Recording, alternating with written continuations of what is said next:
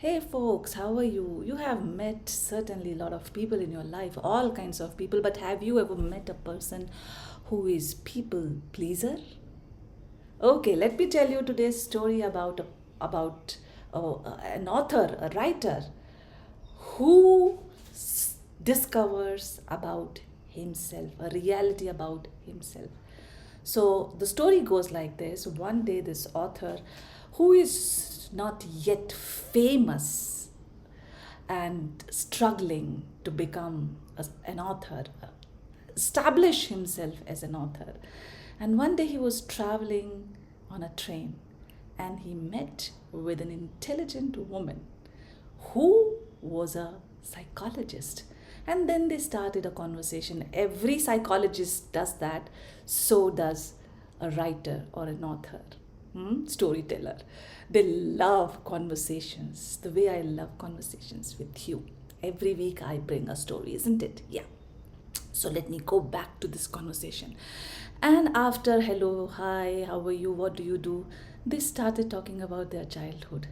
And then psychologists, they are very creative people. The way they ask question, the other person in front of them compelled to tell about his or her story.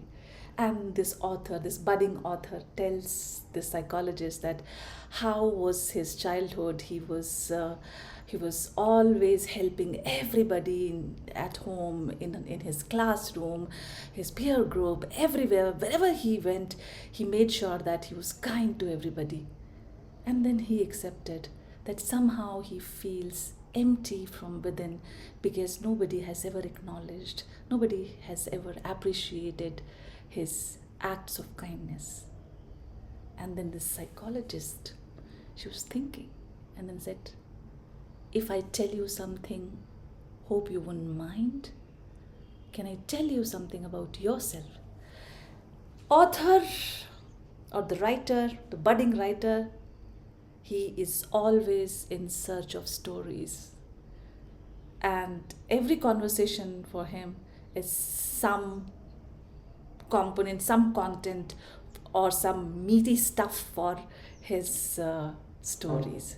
So he thought, let me find out about myself. Maybe I can write a story about it. And then she said, you are a people pleaser. People pleaser? Me? No. I'm a very kind person.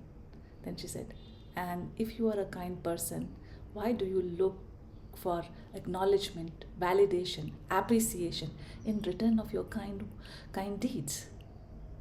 Then she tells him about the characteristics of a people pleaser. And when the author realized that, oh yes, I was always tried hard to become a good boy, good son to my father, but he never acknowledged it. My friends, I was so kind to them. I said never no to any ask, any task, anything which they want, I did it. But when I needed someone or something, nobody was with me. What should I do, my dear friend? Is it wrong to be a people pleaser? She said there is a thin line between being kind and people pleaser. Whenever you think that you can do something for someone, do it, but don't expect anything in return. And whenever you can't do anything, yes, whenever you can't do anything, learn to say no. This people pleasing behavior is a learned behavior. We learn it, we are not born with it. We look around our circumstances, our context, and then we pick up this behavior. Yes, they remain friends forever. And the question is for you, are you a people pleaser? Or you have enough guts to tell the person that, sorry, I cannot do it for you. And you are capable of saying no when it is certainly desired to say no. All right, let me know, what do you feel about yourself and people pleaser? If you are one, how are you going to change yourself? Because your mental well-being is very important, isn't it? Do not please anybody at cost of your mental being, because your mental being is your best friend. On that note, let me say bye bye. I'll See you again very soon. Till then, ta-da.